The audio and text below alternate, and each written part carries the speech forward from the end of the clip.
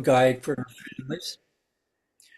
We're presenting a guide here from NAMI Urban Los Angeles, which is a guide for families that have someone that is currently conserved under an LPS conservatorship.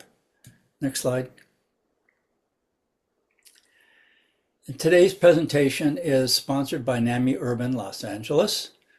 The presenters that will be bringing you all this information is Cashmere Cloud from the Public Guardian's Office. She's the Principal Deputy Public Guardian. Also, NAMI Urban is presenting this through myself and, of course, Gail. Gail runs a conservator group, which I'm not recalling the exact title, but she does a darn good job, and everybody in Los Angeles knows who she is. And I'm Jim Farell. I actually have a conservator assistance group myself in the Orange County area. So at the end of this meeting, you'll be able to catch our phone numbers. And if you have any further questions, you're always welcome to call us. Next slide, please. So a big thank you from Gail and I to Maddie Cobbs and Harold Turner, who is, of course, the Urban Los Angeles president, and Acerelli Hernandez. Acerelli is running our slideshow for us today and running the Zoom aspect of everything, and she's just amazing. She's been so supportive. Every time we have a meeting, she's there for us, and she makes it all work. So thank you, Araceli, as well. Have the next slide.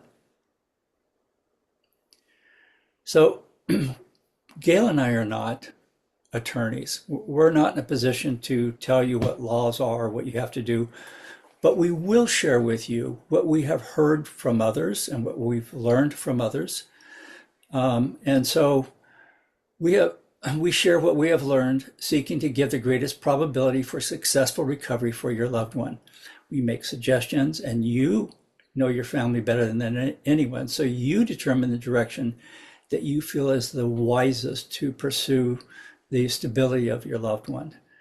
We present the laws that should help guide your decisions, and most information presented pertains to Los Angeles County. However, just know that the Welfare Institution Code is ubiquitous throughout the state of California, and every single county is under the same law and so forth. Oftentimes, various counties will interpret the law a little bit differently, but all in all, we all try to follow the laws as written. Next slide. So when you're a new conservator and you're calling the hospital, it may feel a little bit awkward to refer to yourself as the conservator, but you should always refer to yourself as the conservator. You're calling in to see how things are going, or if there's a problem, or you want to talk about medications. You don't want to say this is, so-and-so's mom or so-and-so's dad. And you say, this is, so-and-so's conservator, and I'm calling because I need to talk with the doctor and that type of thing. I want to also let you know that all NAMIs, especially NAMI Urban Los Angeles, have free NAMI to family classes, and they're just awesome. I haven't been to one myself. Gail keeps telling me how fantastic the one NAMI Urban Los Angeles runs. And I really need to go back and take a new one because there's been a lot of changes since I first started this journey many years ago.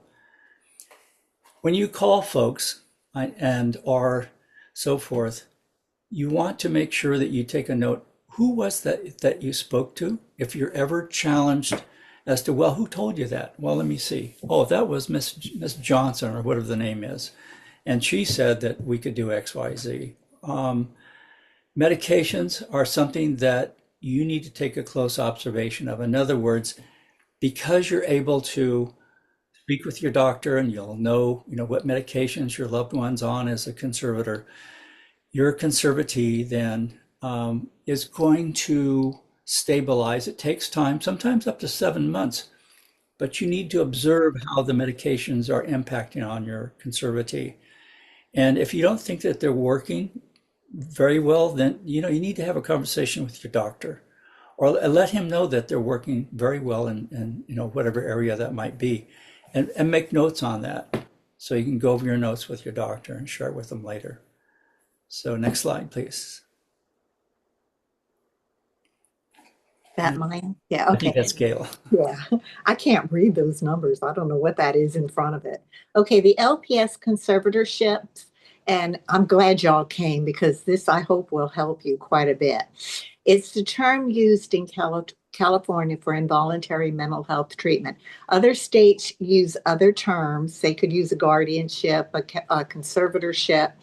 Louisiana uses an interdiction. Florida uses Baker's Act reform. They have different terms, but and their laws will vary a little bit. So we're talking about the Latterman Petrus Short. It was named after three legislators and came into law in 1974. They're in the California Welfare and Institutions Code 5200. So when somebody tells you something that doesn't make sense to you, ask them to show it to you where the law is in the California Institutions Code 5200. And one of the things I would say, like when they say, well, they have to be hospitalized 5 times, that's not in the law. That's a practice that they try to get away with. So you can hold their feet to the fire on that. You have to fight for everything. These laws are over 50 years old and they actually don't reflect the scientific research and treatment. We have new medications that are really good, and the LPS conservatorship is powerful because it's the only program that mandates medications.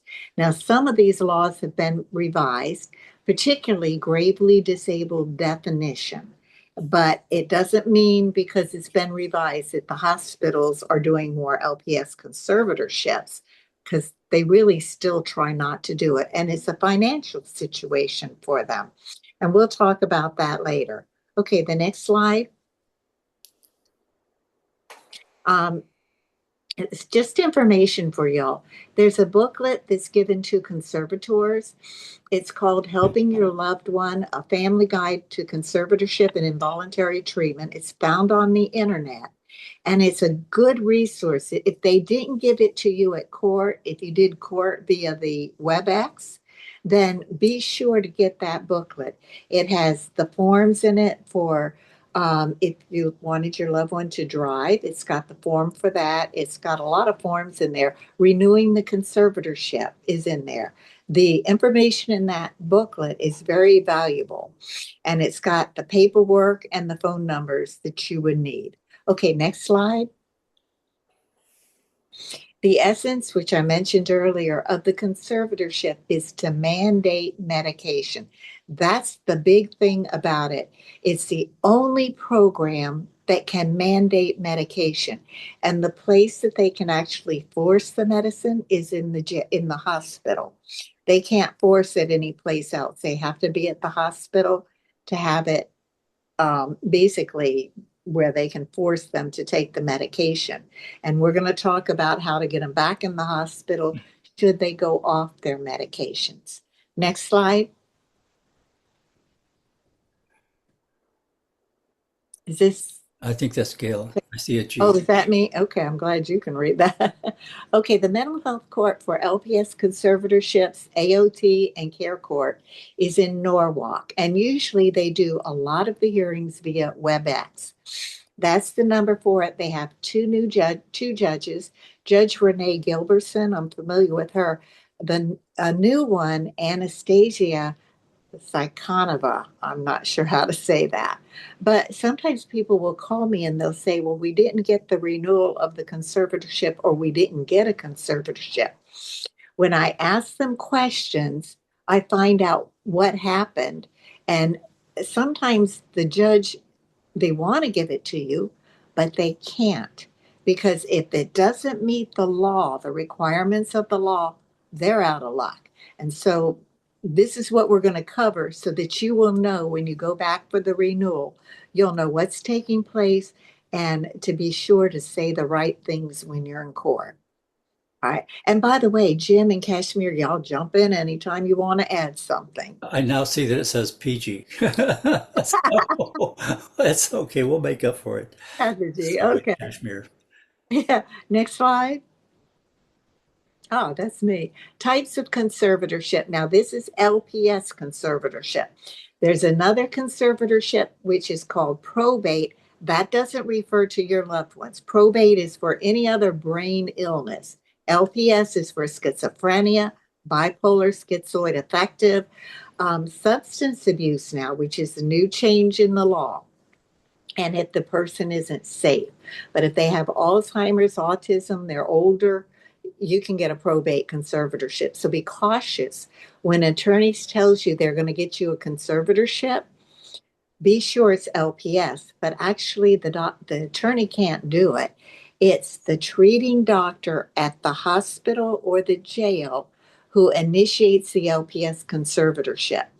And the attorney cannot make them do it. They can write them letters, they can threaten to sue.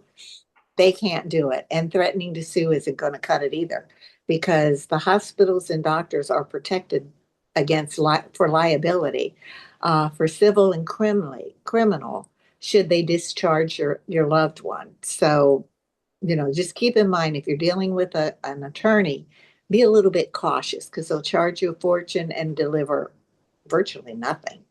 Okay, the types of LPS, you have the conservatorship of the person. That is the one that you're trying to get. They have a conservator of the estate, and that's the one that if the doctor cannot initiate it of the estate, you can contact the public guardian and say, I need it of the estate. You tell them what the problems are, what you need, and then they can help you get it. So usually if you have student loans, you can get the student loans waived. You can get, if they have debts, if they have an estate where they have a lot of money or a business or a house or things like that need to be taken care of, let the public guardian know. Now, if the year's going through and you go, oh my goodness, I found out about this situation, I need to be able to handle their financial problems. You can go directly to the court then and get the conservatorship of the estate should that arise. Criminal court cases, you can handle that. Now, their money from SSI, Medi-Cal, or SSI and SSDI, that is not a conservatorship of the estate. All you need is representative payee. And because you have the conservatorship, you pretty much have that. You can just sign for that. I'm going to go back to the conservatorship of the person. It is the treating doctor at the hospital or the jail that can initiate the LPS conservatorship of the person. So, be aware of this. Now, if the public guardian is going to be the conservator, chances are they will have it of the estate and of the person. Okay. And most of the people in this class, that's what we're going to be referring to, is the conservatorship of the person. We'll mention the estate every now and then. Okay. Next slide. Boy, I'm getting a lot of these. Succession of conservatorship.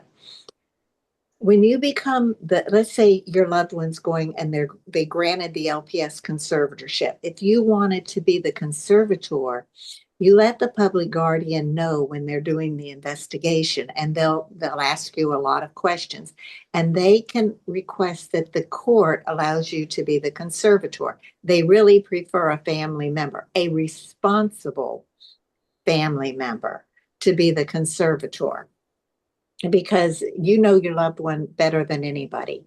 But if you're not the conservator at the beginning and 2 months down the road, you go, I really wish I was conservator, you can petition the court. Doesn't cost you anything. It takes about 7 to 10 days to get it through. All you have to do is write one paragraph that you would like succession of conservatorship to be granted to you. Send that to the Superior Court in Norwalk.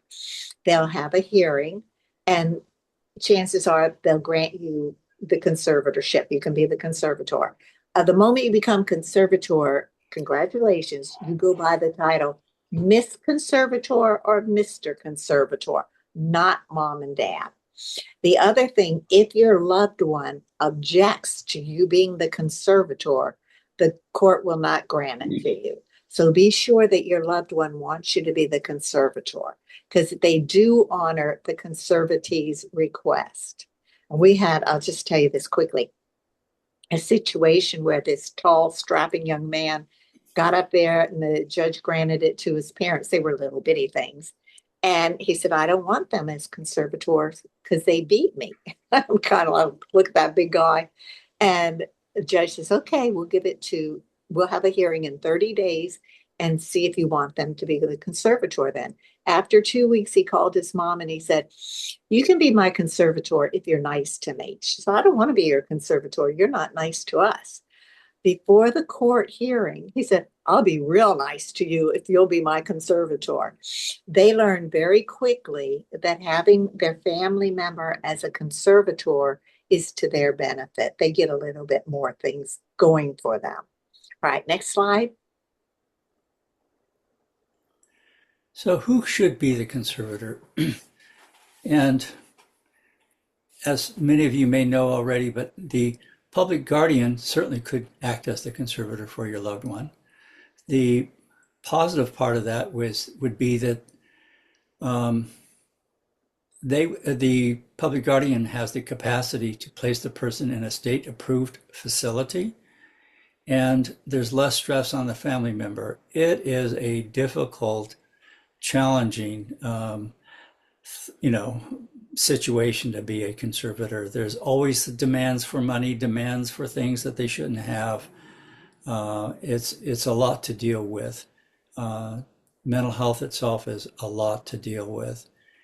And so by letting the public guardian office handle it, the conservatorship, there's a lot less stress in the family. And you can just be and act as the family support group, the good guy, and help them out and take them places and so forth and so on. But that takes a lot off your back. I talked to one of the Orange County behavioral health personnel whose own family member was conserved, and she knew the pros and cons, but the stress was as such in that family that they decided to go with the public guardian's office.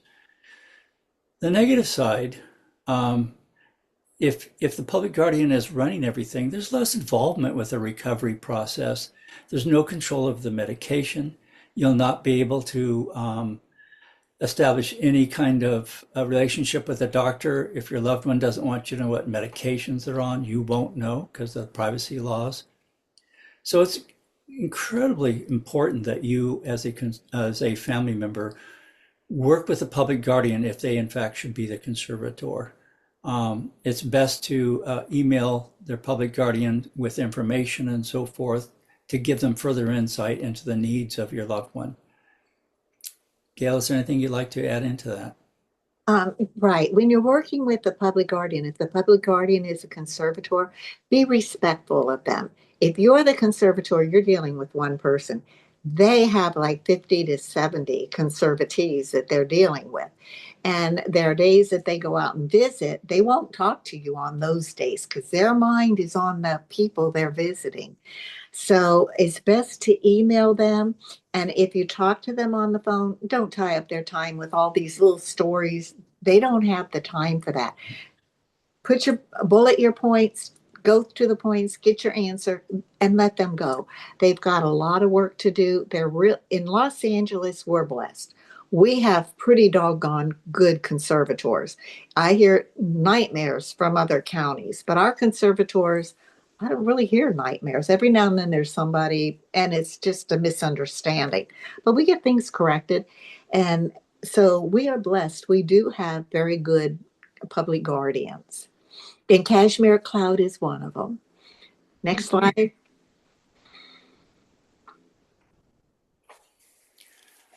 I see a J in there, so I'll take a stab Yeah, at it. those little. So I you may want to ask yourself if you should, in fact, be the conservator. What's involved in that? What's behind that? What are your responsibilities? Well, one of the pros on all of that is that you'll be able to have direct contact with the doctor. You can reject inappropriate treatment facilities, medications, and treatment places. That's a tremendous amount of authority to think that you can tell the doctor, what medications he can prescribe for your conservatee. But there's a lot of responsibility that goes along with that. And the real goal, the ultimate goal, is that you want to actually work with the doctor. You don't want to mandate what he can or cannot prescribe, and otherwise You want to work with him. You want to share with him medications that you felt were effective in the past, that type of thing. And, you know, come up with the best medications as possible for the best stabilization of your loved ones. Um, in terms also that treatment facilities, if a hospital were to want to move your conservatee to a hospital that would not be appropriate for the level of care, you can reject that. Let's say that your loved one relapses, they go in on a 50, 150, or I think it's a little bit different when they're actually conserved. But the hospital say, well, we're going to move them off to this other hospital over here. You have the right to see if that's appropriate for your loved one's needs, and you can tell them if it's not appropriate. But they cannot, and it's very important to know, no hospital can just willy-nilly decide to take your conservatee and move him out of the hospital to some other location. They cannot move his location from their own hospital without your prior consent and notice. So what would be the downside? And that is that the conservatee manipulates you. And that's a really big item. That's what really gets a lot of parents to turn the conservatorship over to the public guardian's office. Also, the hospital, because you're the conservator, they'll try to push you around and discharge your conservatee to a facility that may not be appropriate for the level of treatment needed for recovery. And that's when you need to know, or at least understand the law and your rights, and point out to them that they are not going to be allowed to move them to that inappropriate facility. Okay, any other things? I'd like to add, if you choose to be the conservator, practice the word no. You're going to use it a lot. No, you can't have that money. Okay, next slide. Liability for the conservator. Okay, by law, and this is the code 5358.5, you are not by law criminally or civilly liable for anything the conservatee does or does not do. Now, if you have a guardianship, God bless you, you are liable. But under the conservator in California, you are not. You are not responsible for their debts. And this is a big part because if they have debts and you become conservator of the estate, you can call the debtors and you can say, hey, look, they're on Social Security or SSI. They have no money to pay you. And let them file a judgment. In 3 years, that judgment comes off their credit report. So I wouldn't worry too much about that. If they have a school loan, you can get those school loans waived, that after 3 years, if they're still in poverty, that those school loans are totally dismissed. So that's pretty helpful on that. But that law is very important to know, that nobody can hold you responsible. Now, if you're negligent, let's say they've taken away their right to drive the car, and you say, could you run down to the store and go get some milk? Here are the keys to the car, and they have an accident. You are liable. That's a different situation. But if they took the keys and went without your permission, you are not liable. All right. Cashmere, you want to add anything? No, I just think it's important that family understand that, because sometimes they come and they're like, well, what if my daughter or son does something? Am I going to be to blame for it? So that's good that it's in there. They know that they are not, as long as they're not being negligent, they will not be held responsible for what the conservatee does. Okay. Next slide.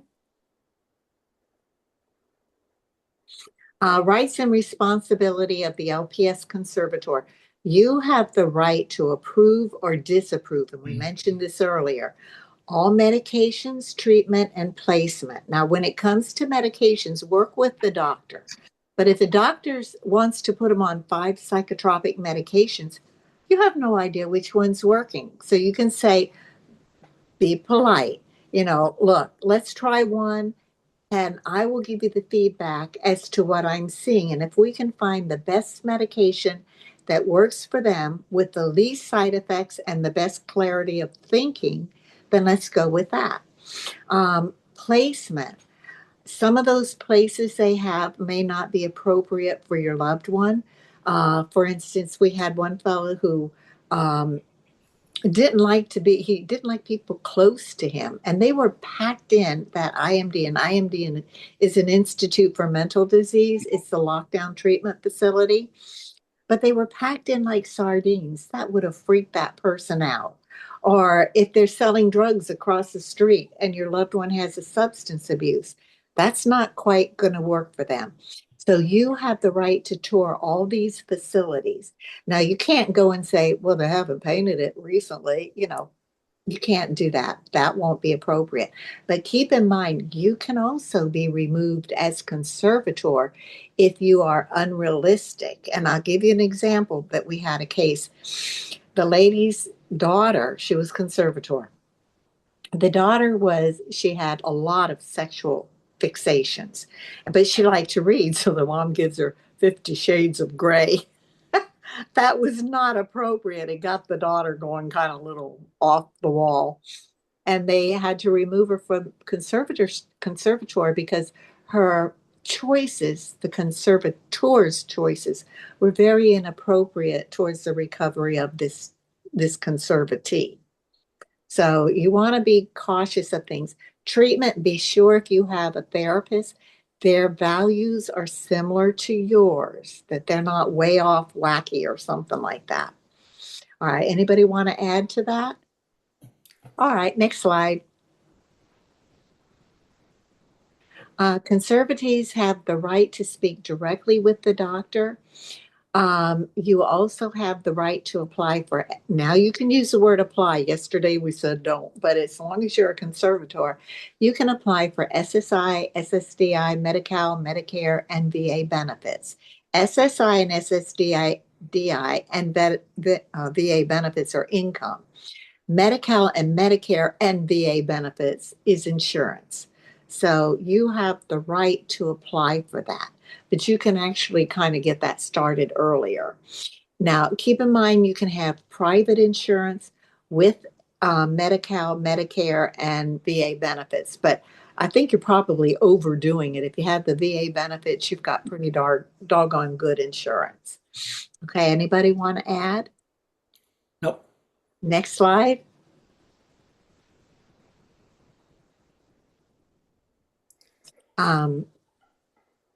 Cashmere, you want to take this one?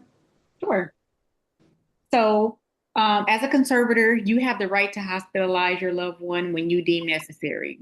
It's important to remember, don't wait for the person to decompensate or to harm themselves or others. If you see issues coming up or you see that their behavior may have changed, something's going on, get them to the hospital so that they're not harming themselves or doing something or their condition is getting worse. You can contact, was this Miriam? Miriam Brown, right. For any outreach and triage that you might need. But just remember, don't let the conservatee decompensate too much before you actually go and get them some help. Right. It's Miriam Brown is the deputy for emergency and triage, and she can help you set it up to get them transported back to the hospital. It's the police, by law, the police transport them back to the hospital, and the hospital's where they can start their medications again. Or if their medications weren't working, start with something else. So that's really an important thing to have. The longer you wait, if you wait a week and they go off their medications and they have no intentions of taking them, get them to the hospital. The quicker you go, the quicker it's maybe you go to the hospital, they pop a pill, they're good to go. The longer you wait, the worse they get, the harder it is to get them back into the hospital. And when you do get them, the longer it's going to take to get them back for treatment. They may have to wait for an IMD bed, which can take 3 to 6 months. You never know.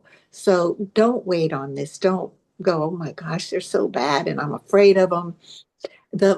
Basically what's happened, the court has said they're gravely disabled. Because the court has said that, nobody can say that they're not. So you don't need an evaluation.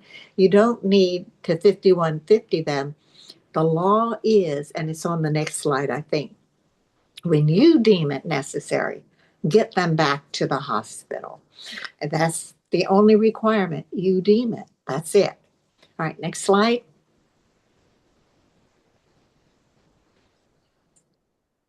Go ahead, Cashmere. So the conservatee by court decree is gravely disabled. A conservator can request police transport, like we talked about with the last slide, to a hospital for treatment. You would just need a copy of your conservatorship documents, a copy of the law, and your written statement that you request the police to transport your conservatee to the hospital. And the hospital is the only place where medication can be forced. So if they're at home or on the street or somewhere else and they need to get their medication, it can only be forced in the hospital. So make that call, get the police to come out and transport them to the hospital. As a conservator, you are authorized to detain and treat. Next slide. This is a copy. Oh, sorry. Oh, no, that's you. PG's you. This is a copy of the actual detain and ADT form, authorization to detain and treat. This would need to be filled out for each hospital visit. So they would just want you to put 2 in the hospital name. You as a conservator are giving them the authorization to treat the conservatee. Their first name, last name, and initials should go on this form, and then which powers you have should also be listed on the forms. We have here, I actually put a little note, just Power 6 is just letting the hospital know that you have the right to place them in a locked skilled nursing facility if it comes to that. Power 7 to place in a locked unit on an acute hospital or an IMD. And then Power 8 to require psych treatment other than medication. So you just let the hospital know which powers you actually have and what you're authorizing them to be able to do. Next slide. CalAble is a government agency, and it's an interesting website to go to. Primarily, they'll let you as a family put up to $100,000 into a CalAble account that can be earmarked for your conservatee. And all of that will be without losing your government, SSI, Social Security payments. So you can utilize this money for a whole host of things. You can, let's say that your conservatee wants some sort of a training. You can put in the money, and then from the CalAble account, that payment would go to pay for a trainer to train him for maybe something that he wants to learn how to do.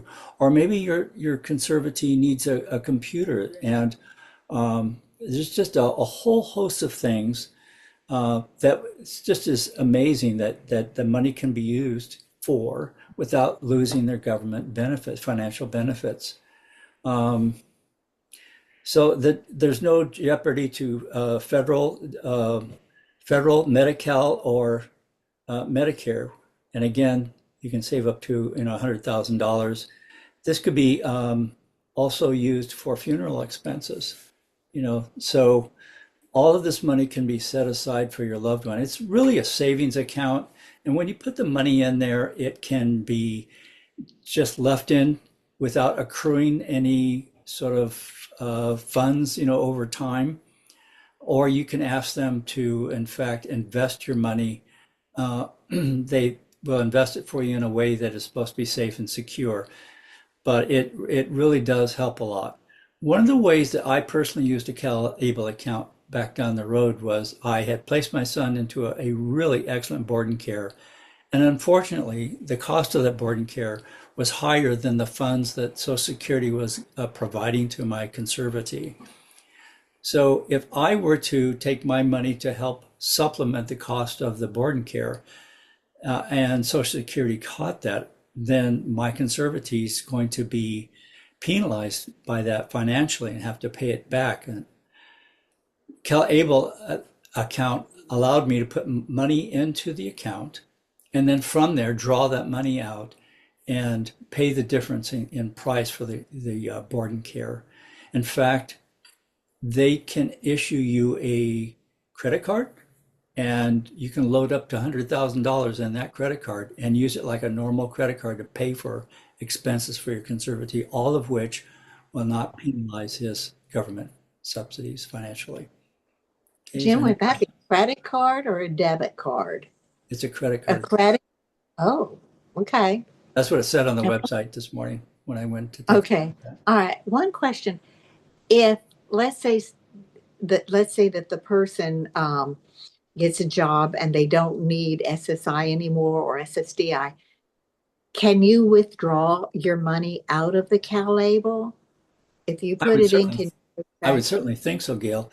You know, one of the things that I found about CalAble is they have phone numbers all over the place. You can call and you can, ask Uh, those kinds of questions.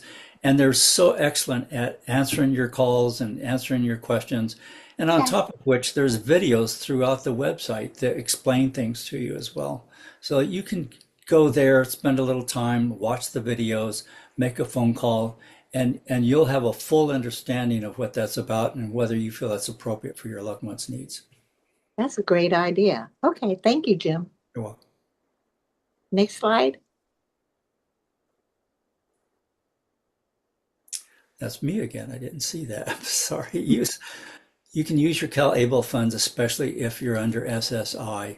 Again, these are some of the things that I've referenced to. You can use it for education, housing, transportation. You can buy them a car, for heaven's sakes. Employment, that is if they lose their driving privileges, but under conservatorship, you can, if they're stable, they can regain those rights to drive again. And that's when you could use that to buy them a car, not before.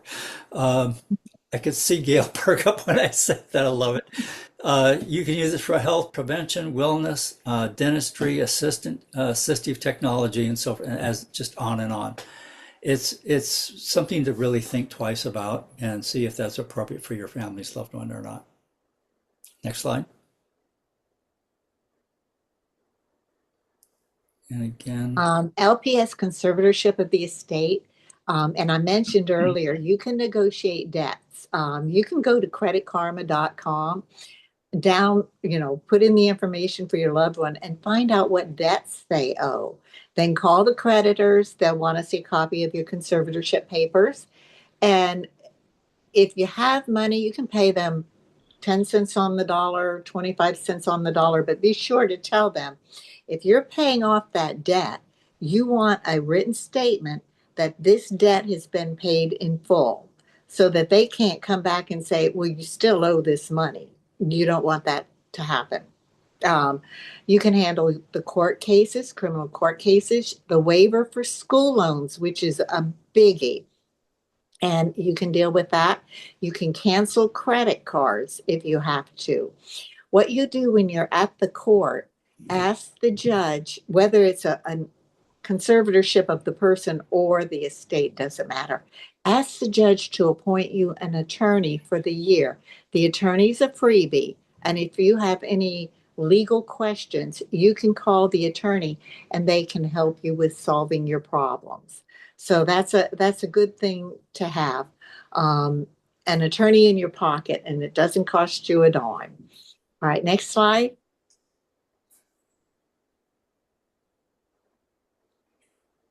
Cashmere. Yes. So conservators must have court approval for all invasive medical treatment. You will have certain authority when you're appointed the conservator to make decisions, but with medical treatment, you have to go back to court for authorization to make any medical decisions for your conservatee.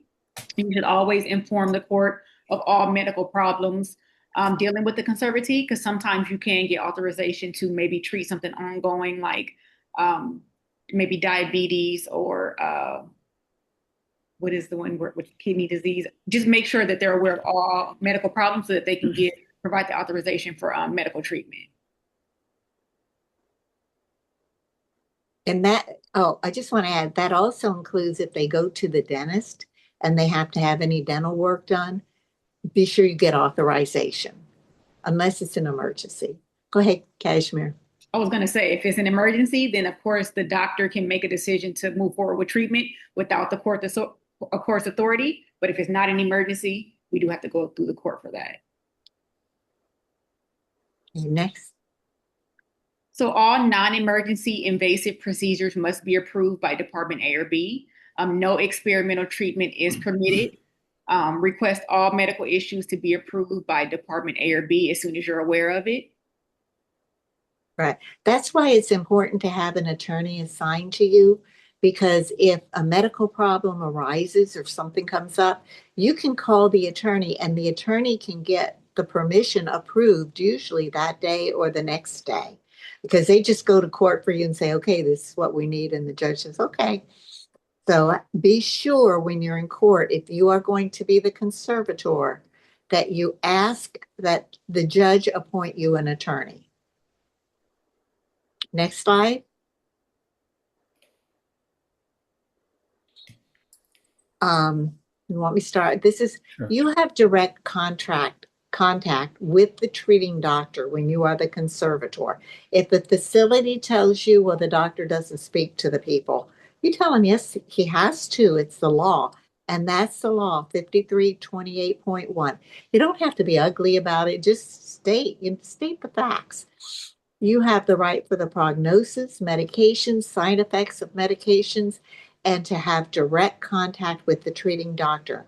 Now, again, when you're dealing with the treating doctor, be respectful. Don't spend 45 minutes telling them all about the birth of your baby or something like that. They don't have the time. Write it down before you talk to the doctor, what you want to talk about. Be straight to the point, get your answer, and be done. The doctor will be more than happy to talk to you again. But if you sit there and he goes, oh my gosh, that's that person again, they're going to be very slow at returning your call or even talking with you. So always be respectful.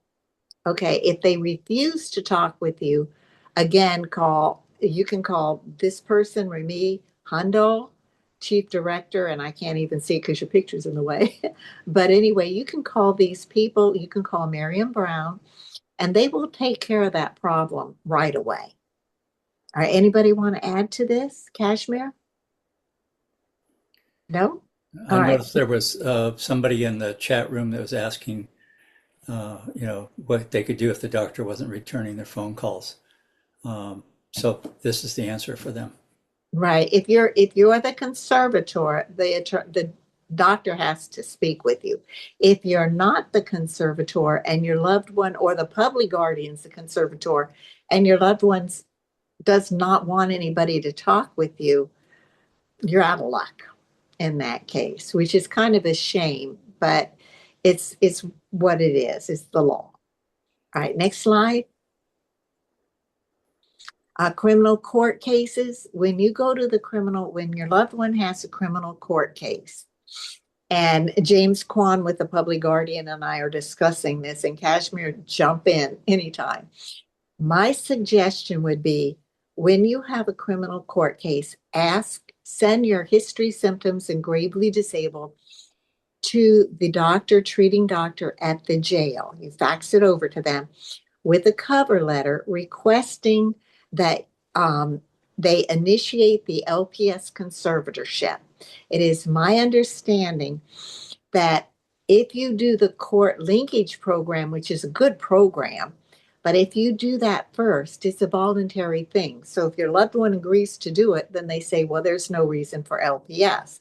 So do LPS first, because that mandates medication, then the court linkage program.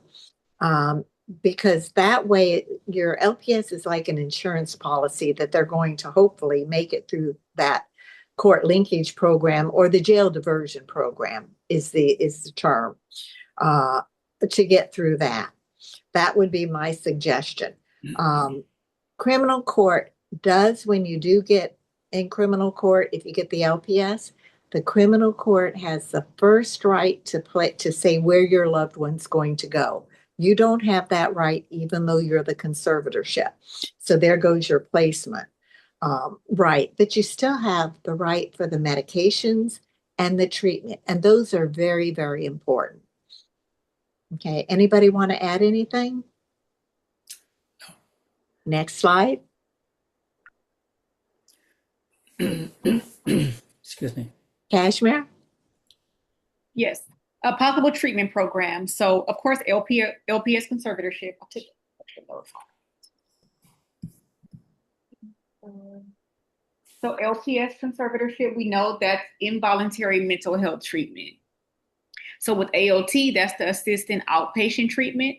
So by law, you can't have LPS and AOT. LPS will be involuntary, and then AOT, actually all the other AOT, care court, home team, and also FSP are all voluntary. So you wouldn't necessarily, well, you wouldn't have AOT and LPS conservatorship. AOT, extensive outreach and engagement for a minimum of 30 days, linkage to outpatient psych treatment, and petition for court order psych treatment. Care court, community assistance, recovery, and empowerment. Court helps protect with severe untreated mental health issues such as schizophrenia. Hey, honey, I don't know what I'm doing.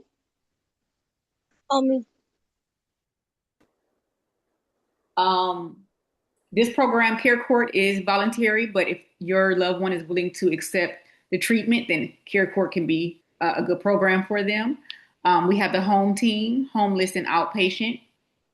FSP, a full service program. They offer counseling, psychotherapy assistance, transportation to mental health treatments.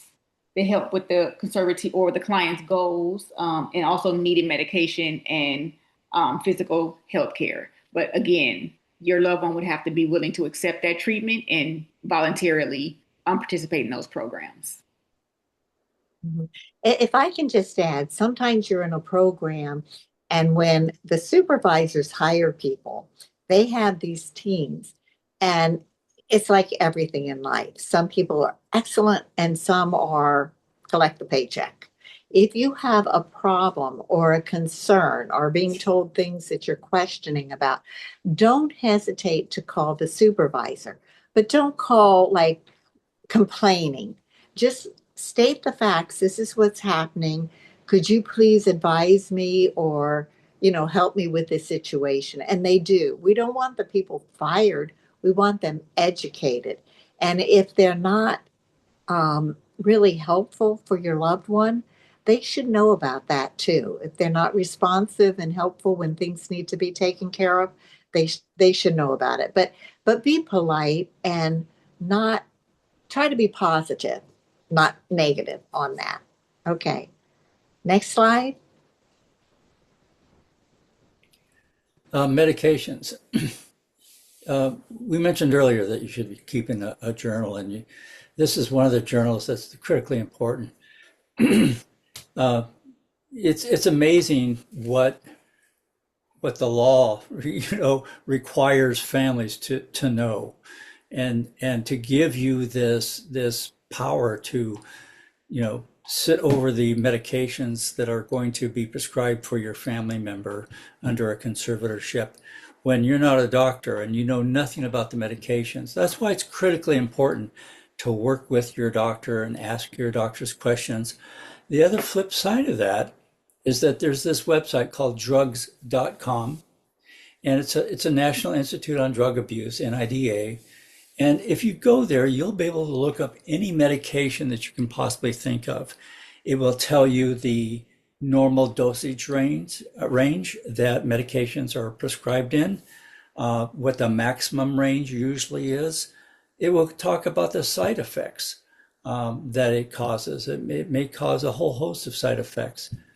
And so consequently, that will help you to decide if that might be a good medication for your loved one. And again, once you're more knowledgeable about the medication and how that might react with your loved one, that allows you then to have a conversation about that medication with your doctor and ask him questions. And remember, the goal is to, as Gail always says, remember your loved one when they had, clarity of mind. And that's what you're after. You're after medications that will bring back that clarity of mind that your loved one has. And so this is where you're going to act like a team with your doctor, and that website's going to be really instrumental. So a medication that works for somebody else may not work for another person. Also, write in your journal the date of medications and behaviors. The goal is to find the best medication for clarity of mind with the least amount of side effects. So that's what you want to do is in your journal, note when did this medication begin, and have you noticed, any further clarity of mind? Are they not laughing to themselves any longer for no apparent reason, and that type of thing? So, gosh, maybe for the schizophrenia, maybe that's helping them with the voices because now they're not laughing unnecessarily and without reason, and that type of thing. And then you can share what you're observing with your conservatee the next time you go in and see the doctor and saying, "Gosh, I'm seeing this is really improving in this area, but I'm not seeing, there's a problem now. We're having one of the side effects of the medications causing a real, what I feel is a severe problem." And so this is the goal, is to work with your doctor, keep a journal, understand the medications, and drugs.com is going to be there to help you through that. And if you don't understand the medication, ask the doctor or your pharmacist. Pharmacists are amazing. We never think about having a conversation with a pharmacist and asking them about the medications that are being prescribed by your doctor. They're not only understanding, how much and strength and all that type of thing, but they know what these medications will or will not do. And a lot of times they'll say, that a lot of the conservatees that come to them report, benefits in this medication or not, and that just kind of gives you a gut feel as to what's going on outside of your arena. But anyway, Gail, you want to jump in on that as well? Yeah, I'm just going to add something that happened with me the other day. I'm in Florida, and our air conditioner, we had to get another one. So the fellow that came to do the air conditioning, he's smoking. And I'm trying to think of, so give him a reason to stop smoking. So I said, people with schizophrenia diagnosis, they tend to smoke because it calms the voices. And he looked at me and he says, "And I am a schizophrenic." From my air conditioner, honest to gosh. And I go ahead, darling, smoke away. Smoke away. And the heck of a nicest guy, but he says, "I need my cigarettes." It's okay, have away. But he's on his medicine and clarity of mind. And to give you hope, folks, they're brilliant people, many of these kids that have this illness. That is so awesome. Absolutely. It was funny. It's great to hear that he's able to go back and work and that kid knew his air conditioning systems. I mean, it was he had two people learning from him. It was unbelievable, but he knew what he was doing. Okay, next slide. So, guideline for medication is to utilize the scientific method. And so when it says change one variable at a time, you're talking about titration, so basically if you're going to change your medication, don't just keep piling things on. You'll need to figure out if you're, looking at a medication, maybe it's not working well. So you'll titrate it down, they'll decrease that. And then at a proper point, your doctor can add in the other medication and bring it up. And then you can keep notes on that. And if you're going to change 2 or 3 medications all at once, or you're going to have, 3 psychotropic medications, all at the same time, you're not going to know which one of those medications are working the best. You want to find the medication that works the best for your loved one. And if you change them one at a time, if you try a new one and you're not seeing good positive results out of that, that's where you can go back to your doctor and ask him for another possible medication at some point. But remember, sometimes some medications might take up to 7 months to really peak their full strength, in terms of how it's helping your loved one. So sometimes I will share with you that sometimes medications will turn somebody around overnight, and not very often, but my conservatee was hospitalized years ago when he was quite young. And I went in to visit the next day, and it was a different kid. And I said, "What did you give him?" And so I found out what medication really had a very powerful impact on him. And so that's something we've always kept our eye on. But then there's always the downside, are these medications really harsh on the liver or the kidneys. You know, a lot of these, as you know, they have to take blood draws and that type of thing. So again, it gets down to working with your doctor, keeping a journal, only change one medication at a time. Don't take two at a time. Don't change two at a time. Go back to the scientific method. Gail? Yeah, you know I'm going to add on this. No, I Okay. could hear you just itching to jump in there. Go ahead. I okay, this is in my opinion. I am not a doctor or any other such thing like that. But the feedback that I have gotten from people, the medications that tend to work the best and with the clarity of mind and where you're only doing like one medication, Invega, Invega. And if it's going to work, you're going to find out in about 4 days, within 4 days. Usually, many times the first day, like Jim said, sometimes that happens. Invega and risperidol are made by the same company, identical chemical compositions. It's how they're delivered to the system. Risperidol goes to the cell and all the organelles of the cell. Invega goes to the nucleus of the cell. So with Invega, you tend to have more motivation, less tired, and more clarity of thinking as opposed to risperidol. Another medication is Latuda, Latuda, that may work pretty well for your loved one. In Vega, I would say the feedback I get has pretty consistent, been like 85%. But keep in mind, there's that 15% that call and say, oh my goodness, it's really bad. I mean, that happens. Another one, Vraylar, V is in Victor, Raylar. Now, if you have a loved one who has negative schizophrenia, there's two that I know of. There may be more medications, but two that I know of that work with the negative schizophrenic symptoms. And negative schizophrenia, just to give you an idea, if you don't know, it's the things that have been taken from you, your personality, your humor. You're the walking zombie, is what you are. Positive schizophrenia means you've got all the entertainment. You've got the voices, you've got the visuals, the delusions, everything that can entertain you. That's a good way to remember positive and negative. But Vraylar, it helps with both positive and negative, but it does work with the negative. Caplyta, Caplyta. That's another one. Now, you'll see that advertised on TV. Only one time did I see they advertised for schizophrenia, but boy, they took that off real quick. Because if your loved one's telling somebody, well, I'm on this medication, and they go, oh, you're schizophrenic, people can freak. You never know.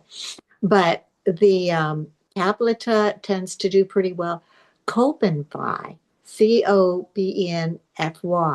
But if you have a kidney or a liver problem, I don't suggest you go in that direction. That's why you read about these medications.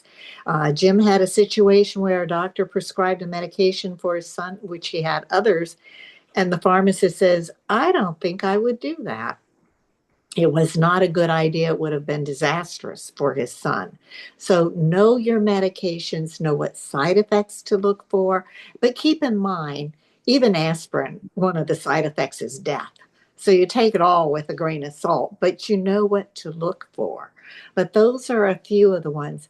The ones that when people call me and their loved one's been under LPS for almost a year, and they're saying, well, they're hearing voices and this and that and all this other stuff. And I said, I can tell you what they're on.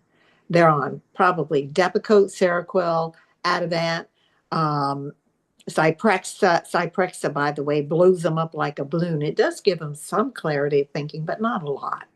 And they go, yeah, how'd you know that? It wasn't hard to figure that out. And usually the doctor will give almost a smorgasbord of that. So know those medications. When you take that family to family class, they have a great class on strictly just medications. And you don't have to be a doctor. You'll learn these things real fast. All right. Cashmere, did you want to add something? No. Okay. Next slide. Jim? I'm sorry, formulary for medications. If a medication's not listed in the insurance profile, request that the treating doctor write a formulary to request a new medication. So sometimes the insurance company won't pay for various medications.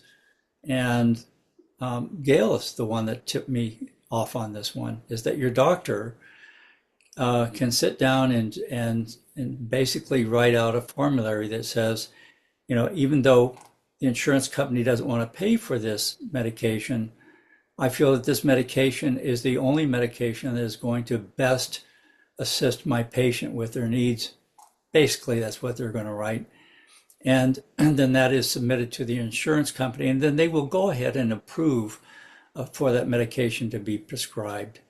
So you can always go to your doctor, and if you think there might be a better medication, again, work with your doctor on that and try to come to an agreement for him to write a formulary on a medication that you feel might be better.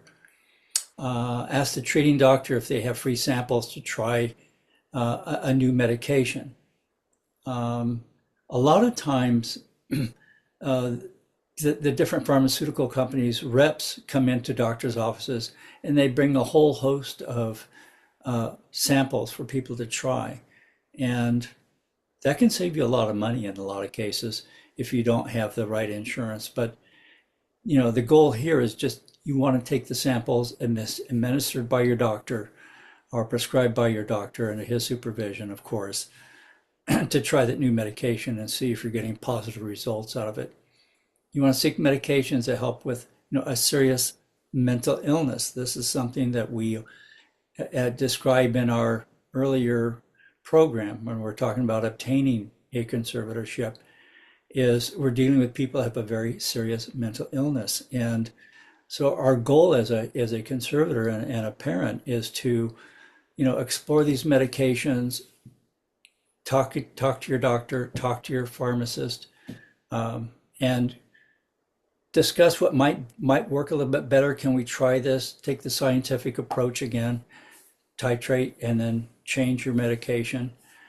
Is really a good way to go about that. But all in all, at the end it says enter medications and observations into your journal and data. So when you're trying that new medication,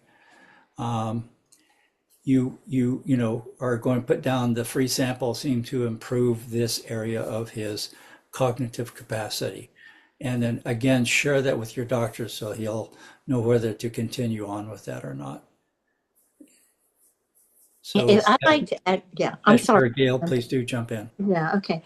Something I learned the other day, I was talking to Medicare, the big honcho people, and they said if something's been approved FDA, then, and your loved one needs it, being a treatment, for instance, transcranial magnetic stimulation is really good for people who have chronic depression. Not if they're bipolar, because it'll set off the mania, but chronic depression, transcranial magnetic stimulation is good for that. But if you're doing a formulary, have the doctor write in it's medically necessary.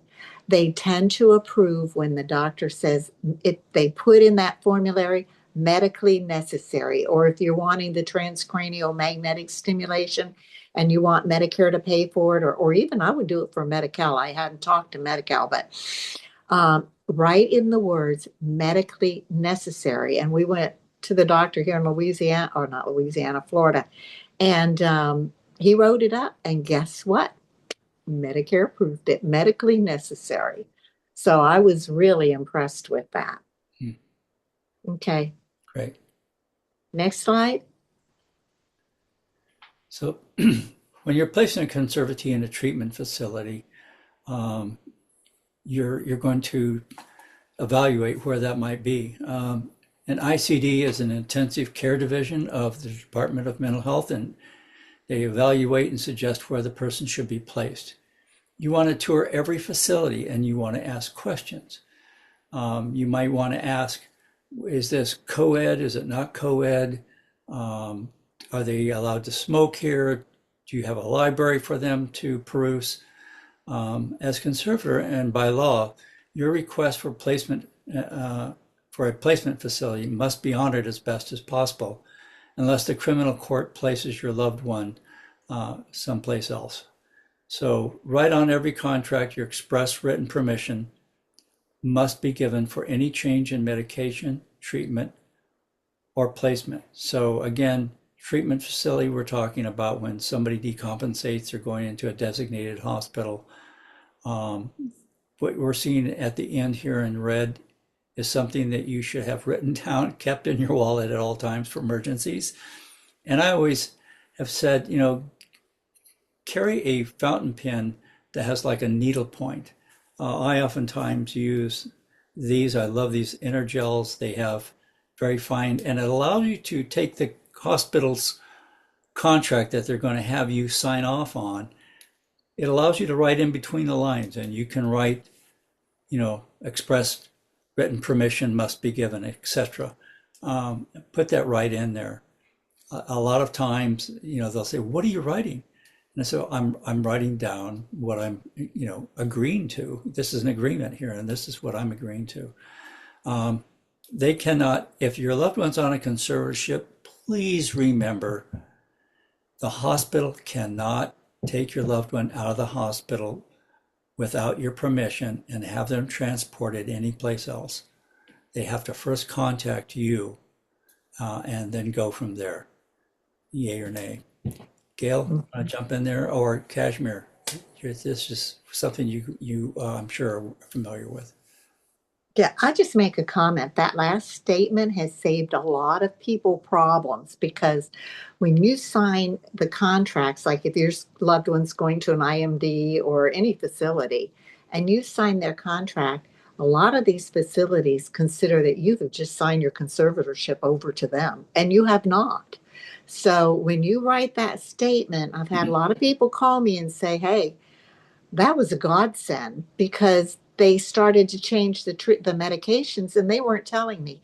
And if they change the medicine and you see something going on different with your loved one, but you didn't know they changed the medicine, you don't know what the heck's going on. And they may not be as forthcoming to be honest and say, "Okay, this is what we did." So that statement has saved a lot of stress and anxiety for quite a few people. Okay. And more than once, Gail, I've had a conservatee call me, and one of our hospitals here in Orange County and the doctor said, "Don't move this patient in the middle of the night." They moved their daughter. She was conserved. They did not contact the conservator. They moved her to another hospital from Orange County over into Long Beach. And before they could get that straightened out, she was transferred to yet another hospital out in downtown Los Angeles, all without the conservator's knowledge. So you need to stand strong. I've had it happen to me, and I call the doctor and I start asking for the people who run the hospital, because I said they're in violation of the law right now. Well, what law is that? Well, it's called the Welfare Institution Code that you're supposed to abide by. And I actually got them to work with me in getting my loved one out of a hospital that I knew was notorious, not a place where my loved one should be. So my conservatee. So just remember you have that right. And as Gail said, putting down what's in red right here is something that you want to write down. And if you haven't written all of this down, you can always ask us, call us, or go back up on the internet again, watch this again, fast forward to it. You don't want to go forward today without those words written down somewhere. Keep with you. I'm blabbering, so I'll just let you go on to the next slide. Mhm. So placement and treatment via hospital. The hospital requests intensive care division, ICD, to evaluate your conservatee for placement. A person can only be transferred from a lockdown facility to another lockdown facility. Institute for Mental Disease, which is IMD, is a lockdown facility where the hospital will normally first discharge the patient. As the patient improves, they may skip the IMD and be discharged to an enhanced residential setting, which is called ERS, which is a secure treatment facility, not a lockdown. So anytime that somebody's going to be transferred for placement, they can never go from a less intensive care to a greater intensive care. It's always the same or it's less intensive. Gail?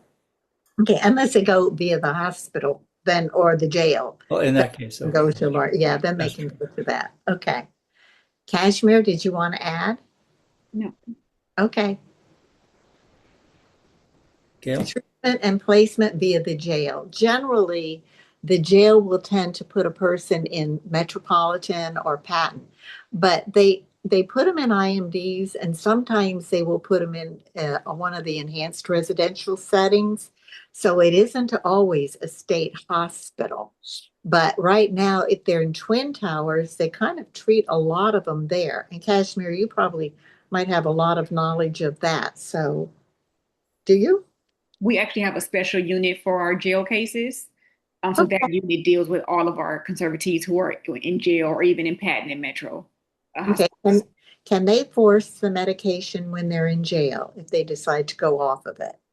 From my knowledge, they can, as long Oh, as they're good. under a conservatorship. Okay, that's good to know. Thank you. Jim, did you want to add anything? No, I really don't. I know that somewhere in that mix of criminal charges and being moved to a state mental hospital, there's another form of conservatorship that's sometimes given. A 1370? I believe so. 13, It yeah, escapes my mind. 1370. Right. And that's generally that conservatorship. If they've been in jail, they've trying to make them competent for 3 years, then they'll order a 1370, which is a conservatorship through the jail. But I hate to see somebody sick for 3 years. That's a night. I mean, they're living in a pure hell. So I hate to have that happen. I like to get them on the road to recovery much sooner. And that's where you folks come into play because you fight for your loved ones and they have no idea how blessed they are to have you and what fantastic parents you are. Don't ever undercut yourself on that. I mean, you are a blessing to them. They don't know it, but we know it. Okay, next slide.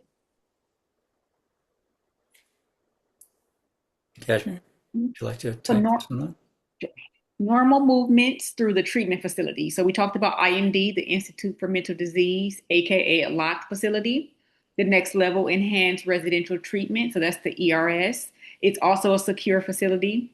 Boarding care is the least restrictive of the care facilities. You must go from a lockdown for a hospital or jail to another lockdown, like we talked about a little bit earlier. Conservatees may skip a facility and go to a less restrictive facility as they improve in their recovery, assuming the person is no longer a flight risk. We usually take the advice of the treatment team as far as which placement is best for the conservatee, but we do have some people who will maybe skip the ERS and go to a boarding care, that kind of thing can happen, but that's our levels. We start with IMD, most restrictive, and the boarding care is the least restrictive. Okay, Okay. next slide. Cashmere? Yes, doctor can request the court remove you as a conservator. So you must be reasonable. If you're not in contact with the treatment team, you're not making decisions that are in the best interest of the conservatee, you can be removed as the conservator.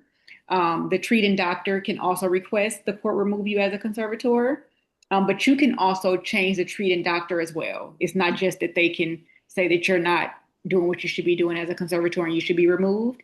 If the relationship isn't working, the doctor may not be doing what is in the best interest of the conservatee. You can also change the treating doctor. But it's important to know that you can be removed as a conservator if you're not doing acting in the best interest of your loved one. Right. Okay, next slide. Conservatees' loss of rights. Basically, when they're conserved, they temporarily suspend their right to drive a car, enter contracts, and determine where to live. But those can all be given back. Remember, the essence of the LPS is medication. That's basically it. These others are just temporarily suspended. As they get better, you can write a little note to the doctor saying you believe that they're ready to drive a car. And the doctor can petition the court. They're still under the conservatorship so that they can drive the car. And usually DMH will hold what they call a safety hearing, which is really name, rank, and serial number. Okay, you're good to drive, kind of thing, not a big deal. So that's kind of helpful if they've got a job that they need to drive a car for. That's quite helpful. Entering contracts. If they've signed up for another 5 credit cards and they're under the conservatorship, guess what? You can terminate every one of those. And if they borrowed, they send you a note. If you sign here, you get $5,000. Tough luck, honey. If you gave it to them, that's your problem, because you can terminate that. Basically, the more restrictions for the conservatee is the right to refuse the medication. That's a done deal. Now, the right to possess and shoot a gun, only one time have I seen that given back, and that's because the guy was he really could do it. He was a security guard, needed to have that right back, and they gave it to him. And he was pretty good, so it wasn't a problem. But that's very rare. And most of us don't want our loved ones being able to shoot a gun because we may be their target. Okay, anybody want to add? Okay, next slide. Reinstatement rights of the conservatee. The right to drive the car, which I mentioned earlier, you just write a letter to the doctor. The doctor fills out the form, which is on that booklet that I told you about at the beginning. The court approves the right to drive. DMV evaluates you and approves them to drive. And again, you don't go through the doctor to reinstate their right to enter contracts. You can go directly to the court. And that, as a conservator, you're saying that you believe they should be able to do that. Anybody want to add? Gail, I will say this much, and that is that over the last, I don't know, 10, 15 years, whatever it's been, every so often you'll hear somebody saying, oh, conservatorship is horrible. Why they take all your rights away from you. And the rights that are taken away are common sense. Common sense if somebody's confused and they're hearing voices and they have a hard time determining what reality is or isn't. They shouldn't have a gun. They shouldn't be driving down the street if they're hallucinating. So some of this is just common sense, and working so diligently to get somebody's clarity of mind reinstated, they're then able to, get their driver's license back and they can drive a car again. And that's the whole goal of conservatorship anyway, is to get their life back so they can, have a real life on their own and stand up in our community. We do all that we can help them. It frustrates me every time I hear somebody, I don't think they know what they're talking about. They just start yelling, oh gosh, conservatorship is terrible. It takes all the rights away. It's just not true.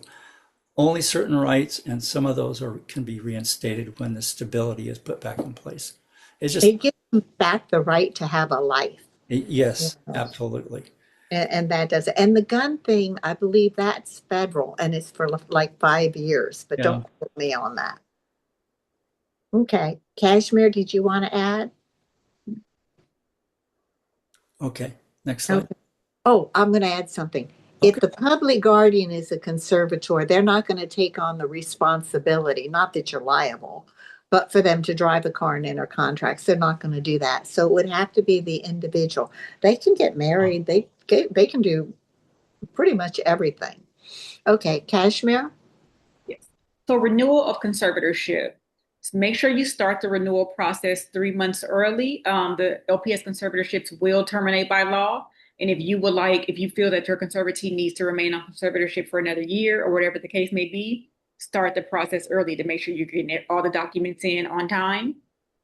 You'll need 2 doctors' declarations stating that the person remains gravely disabled and if there's a continued need for LPS conservatorship. Okay. Can I add on that 2 doctors? Sometimes your loved one's only seen 1 doctor, but the doctor has a friend and they can get them to sign it. And they pretty much know that. So that's helpful. I Okay. also wrote down a couple of notes just so it's clear Okay. about the renewal process. Your conservatee can choose to remain on conservatorship. They may be able to understand it is working for them. I need this stability. I want to remain on LPS conservatorship, but sometimes they can also contest the conservatorship. So if they no longer want to be on conservatorship, they have the right to contest and ask for a jury trial or for the judge to make a decision regarding the LPS conservatorship. If they are contesting, then there's a psychiatrist will need to come to court and testify for the renewal process. The court determines if the conservatee meets the criteria for grave disability, if there's a continued need for conservatorship. So while you'll petition the court and present this evidence, the court makes the final decision regarding if somebody remains on conservatorship. Sometimes it's not clear. Some people think that the public guardian has a say so and other people have a say so. We will report different facts regarding the conservatee, but the judge will make the final decision regarding conservatorship. Let me see, if I have anything else. And just that, when we are the conservator, we submit a written report, the treating psychiatrist declaration, testimony from the psychiatrist, and any other support evidence. Okay, I'm going to add to that because I've had people call me and say the judge has terminated the conservatorship. Be careful when you're in court. If they ask, will you take the loved ones home? Say, not unless they're under the LPS conservatorship and they're in treatment. And if they are at the house, they are still in treatment and you're providing all this. And if you don't provide it, they are not able to provide it for themselves. So they are gravely disabled. So be sure you let them know. Those are kind of like the trick questions that they might ask at the court. So you want to be very, very careful of that. The other things, if they ask you, well, holistic medications, basically that's not something that the court approves of. So if you go in and say, well, I want them on this holistic stuff, they're going to terminate you as a conservator. So you have to be a little bit cautious about what you're saying and what you're doing. And have the gravely disabled, if they're presenting very well, you can say, like the gravely disabled, and we did have a case where someone went to court and said, Your Honor, I'm not gravely disabled. I can get a tent, live at such and such street downtown. I can eat 5 meals a day, which they could, at the food banks, and I can get all the clothes I want from Salvation Army. If the parents, the judge would have no alternative. They would have to discount or dismiss the case. But if the parents or somebody had been there and said, yes, he can get a tent and go live such and such, but he's victimizing people or being victimized. And now with the new change in the gravely disabled, he's not safe. The other one, he can eat 5 times a day, but he doesn't. He is lost significant weight from not eating, or get all the clothes he wants, but he wears his clothes for excessive periods of time or dresses inappropriate for the weather. Those are things that the conservator can say because they've experienced it personally. It's all got to be hearsay evidence. You cannot hear it from somebody else. Then the judge would be able to do something. But a lot of times people get upset with the judge, but their hands are tied. They have to go by the law. All right. Cashmere, did you want to add? Okay. Next slide.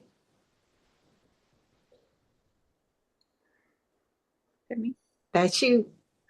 California Gravely Disabled, January 2026. So the Welfare and Institutions Code 5800 definition, it is a person is gravely disabled if they are unable to provide for their basic personal needs, and that includes food, clothing, shelter, personal safety, or necessary medical care due to a mental disorder. And now it includes a severe substance use disorder or both, a severe substance use disorder and a mental health disorder. So that change in the definition now includes the severe substance use disorder and also healthcare, being able to provide for their own healthcare. So those are the changes to the gravely disabled definition. Right. I'm going to say something about that substance use disorder, because when somebody's in the hospital, they tend to clean up, they get their wits about them, and it would be very hard for the hospital to get an LPS conservatorship on the severe substance disorder unless it's just really destroyed their brain. And that can happen. So when your loved one goes to the hospital, my suggestion is still don't play up substance. But when it comes to treatment, you want both substance and mental health. Use the term because of their mental illness, they are self-medicating. Don't get into what they're taking, not at this time. When you get towards the part of recovery and treatment, then who's ever doing the recovery, it would be helpful if they knew what they were on. But when they're in the hospital knows what they're on because they did a drug test. But because of their mental illness, they are self-medicating. End of topic. Otherwise, they'll say, well, this is a substance abuse. We're going to send them to a board and care or to a sober living. But that isn't going to cut it, not without treatment. Okay. Anybody want to add? Okay, next slide. Gravely disordered. Cashmere, why don't you finish taking this, okay? Okay. So food, lost significant weight from not eating or compulsive eating or putting on excessive weight. Clothing, takes clothing off at inappropriate times and places, dresses in inappropriate for the weather, or wears clothes for excessive lengths of time. Shelter refers to has no place to live safely, cannot handle a boarding care or shelter safely. Refer everything to safety or health risk. So if a person may say that they can, like Gail explained earlier, they can have 5 meals a day, but are they actually eating the food? Are they actually remembering to eat, or have they have the ability to go out and get food for themselves? Cashmere, I think we lost you. We lost you for a bit. Are you back? Can you hear me? Yes, we can now.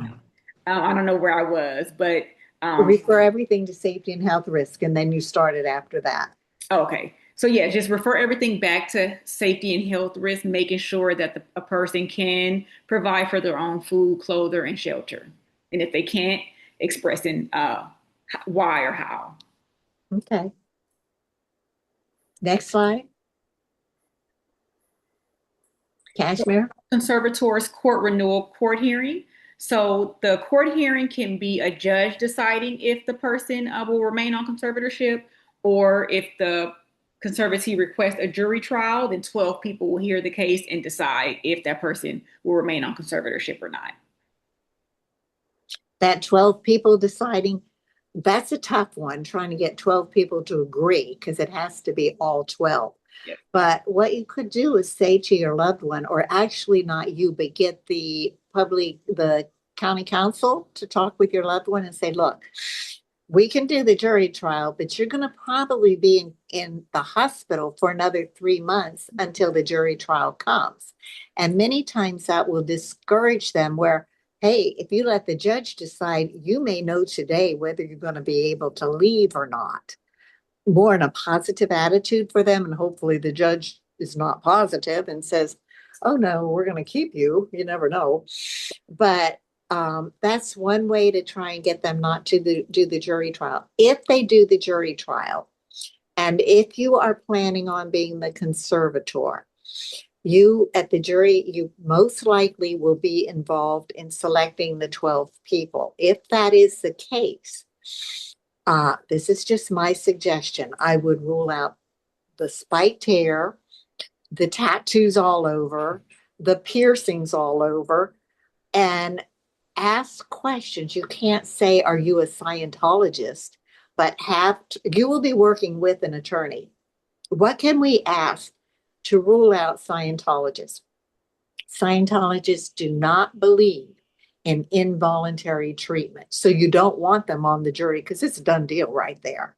You want to find people that probably will, be when they see your loved one and they see how they're acting, chances are that they will agree to keep them under a conservatorship. But keep in mind, your loved one pulls it together. So have those 3 questions that we talked about yesterday ready to go.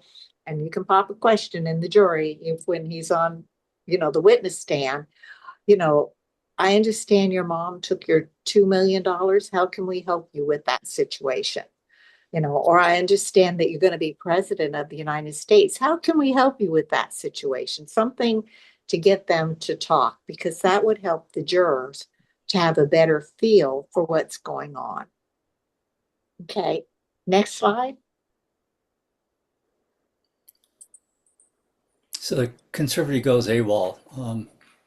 You want to file a missing persons report. You also want to give a copy of your conservatorship papers to the police department. And any person with a serious mental illness goes to the top of the missing persons list under missing children. As dependent adult does not need to be under conservatorship. So even if your family member is or is not on a conservatorship, if they're mentally ill, then you're not having to wait any sort of period of time to file the report, or for I should say, for the police to act on it. They should act on it immediately. There's a website listed at the bottom called Outpost for Hope. It's extremely well done. It tells you, makes strong recommendations on how you might locate your loved one. There was a mom that I often reference to that son took off from Arizona and was spotted in my area, and so she through some different contacts she had at Outpost for Hope, they said, well, you might want to call this guy Jim Farell over there in that area where you think your son might be. And I helped her to put together a missing persons report. The Anaheim Police Department was refusing to take the mother's information or to even file a missing persons report because she was calling from out of state. And the reality is that whether the parent is out of state or not, they had the right to file a missing persons report here in this area. So there again, you'll find a lot of recommendations on different websites, some of which you can put information in yourself, and some that are restricted to law enforcement under missing persons. But good tips, good recommendations.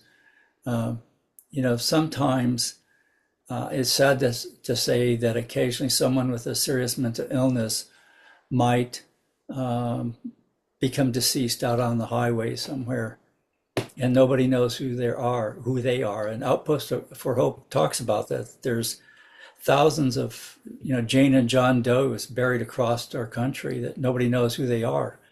Some of those people are missing persons.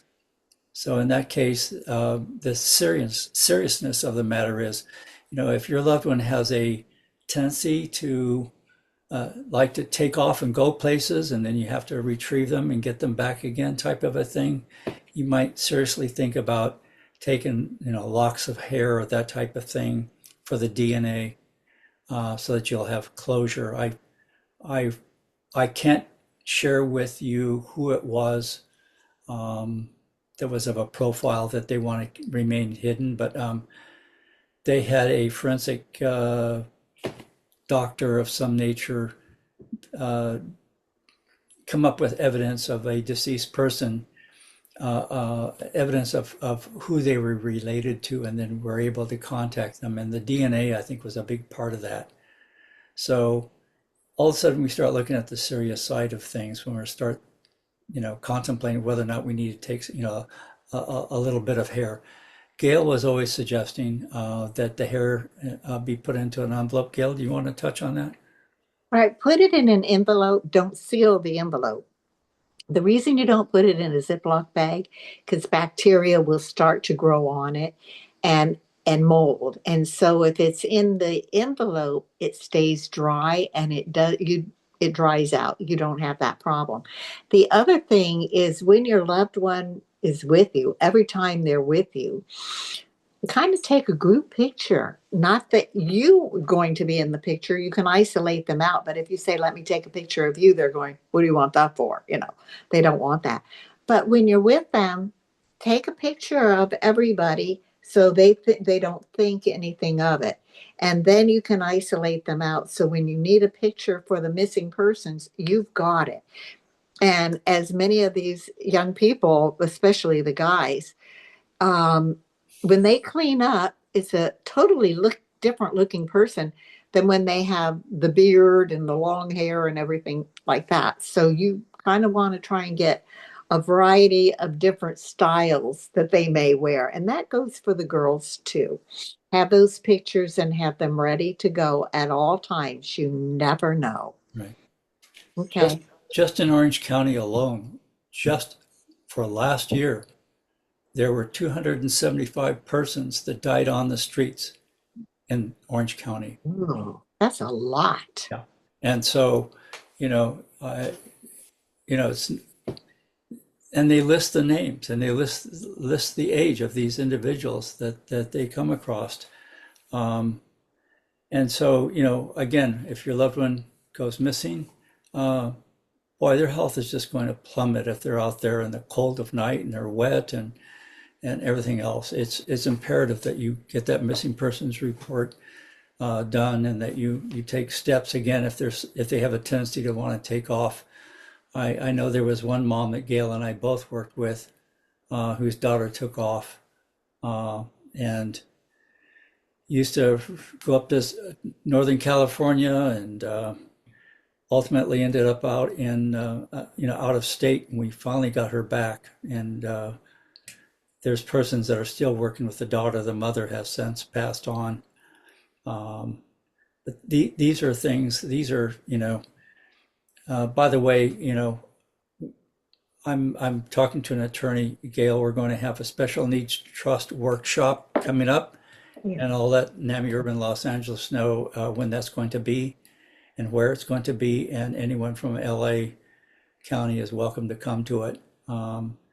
So that's what we need to do is put, this kind of information together with Outpost for Hope, keep DNA samples if you think your loved one's a flight risk, and you also want to set up a special needs trust for your loved ones so that when you pass, they'll be cared for. They'll have it. Okay, and I'm going to go back to missing persons. A couple Sure. things that for Los Angeles, it is my understanding there's only 4 detectives, and they don't run around go looking for your loved ones. They stay in the office. Every day they'll call the jail to see if they're there. But if your loved one is there under an alias name, you may not know. They cannot get the information from the hospitals. Now, if you're calling around to the hospitals, this is my suggestion. They cannot say anything to you because of HIPAA, but you can call, never ask, are they there? Because the answer will we can't tell you.